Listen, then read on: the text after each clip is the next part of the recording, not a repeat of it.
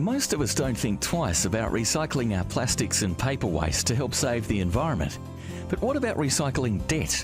Is that a good way to save money? Debt recycling is the process of replacing mortgage debt, or bad debt, with investment debt, which is known as good debt. This strategy enables investors to start building wealth while they're still paying off their home. As equity is built up in their home, funds are redrawn and invested. Income from these investments can be used to further reduce the mortgage balance, while the growth component contributes to wealth accumulation. Why is debt recycling a good strategy? The main benefit of a debt recycling plan is the ability to accumulate wealth tax effectively.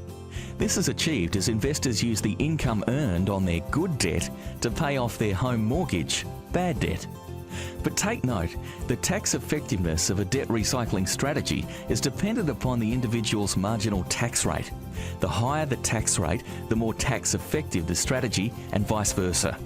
As such, tax advantages should not be the primary basis for using this approach. Debt recycling also provides investors with an opportunity to fill the gap between their superannuation savings and retirement objectives. For many people, super will be insufficient to fund their desired lifestyle. Additional wealth accumulated as part of a sound debt recycling strategy may be able to fill that void. Are there any downsides? Perhaps the biggest risk associated with this strategy is the threat of compounding losses.